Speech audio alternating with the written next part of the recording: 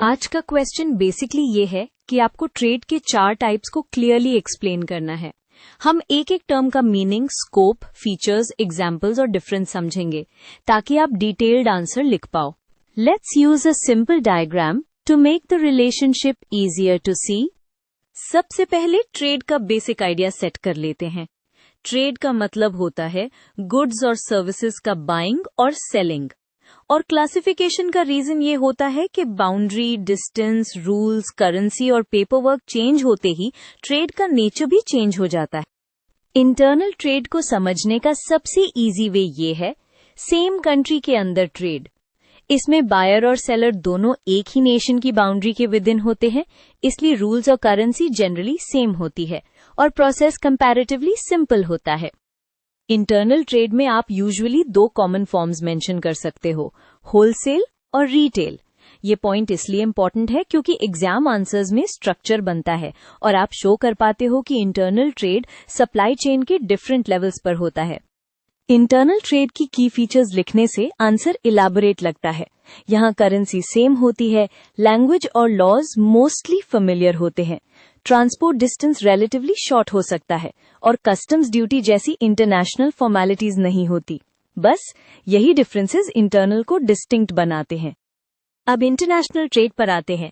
यहाँ boundary cross होती है, मतलब 2 या ज्यादा कंट्रीज इन्वॉल्व होती हैं, इसलिए हम इसमें इंपोर्ट और एक्सपोर्ट वर्ड्स यूज करते हैं। ये डिस्टिंक्शन इसलिए जरूरी है क्योंकि डायरेक्शन ऑफ फ्लो से कंट्री के बेनिफिट्स और पॉलिसीज डिसाइड होती हैं। इंटरनेशनल ट्रेड में कम्प्लेक्सिटी कहाँ से आती है? Different currencies, exchange rate, customs clearance, tariffs, documentation और इंटरनेशनल पेमेंट रिस्क्स। ये पॉइंट्स लिखोगे तो आपका आंसर डिटेल्ड नेचुरली हो जाता है क्योंकि आप रीजंस भी कवर कर रहे हो। आप एग्जाम्पल जरूर ऐड करो क्योंकि एग्जामिनर को क्लैरिटी मिलती है, जैसे इंडिया का पेट्रोलियम इंपोर्ट करना या आईटी सर्विसेज एक्सपोर्ट करना। एग्जाम्पल से कॉन्सेप्ट रियल वर्ल्ड से कनेक्ट हो जाता है और आंसर स्ट्रांग लगता है। अब एक्सटर्नल ट्रेड टर्म पर क्लैरिटी। मेनी टेक्स्ट बुक्स में एक्सटर्नल ट्रेड का मीनिंग फॉरेन ट्रेड ही होता है, यानी कंट्री का रेस्ट ऑफ द वर्ल्ड के साथ ट्रेड। इसको सेपरेट मेंशन करने का पर्पस ये है कि आप डेफिनेशन बेस्ड कंफ्यूजन अवॉइड कर लो और क्लियरली लिख दो कि external equals international in many context. External trade को और इलैबोरेट करना हो तो आप कंपोनेंट्स लिख सकते हो, इंपोर्ट, एक्सपोर्ट और री एक्सपोर्ट। ये ब्रेकडाउन इसलिए यूजफुल है क्योंकि ये बताता है ट्रेड फ्लो किस फॉर्म में हो रहा है और कंट्री की ट्रेड बैलेंस एनालिसिस में काम आता है। अब लोकल ट्रेड। लोकल का फोकस कंट्री बाउंड्री पे नहीं बल्कि स्मॉल एरिया पे होता है, जैसे एक सिटी, टाउन या नियर बाय विलेजेस।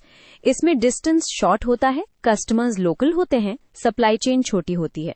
ये पॉइंट इंटरनल ट्रेड से ओवरलैप करता है बट स्कोप लोकल एरिया के बेसिस पर नैरो हो जाता है।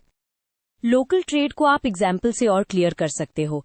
Weekly market, neighbourhood grocery shops, local vegetable vendors, local artisans selling in the same district.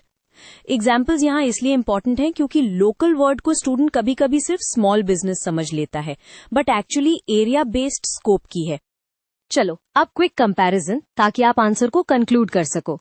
Internal trade means within one country, local trade means within a small part of that country. International और external generally mean across countries. Difference mostly terminology का होता है but you must write it clearly.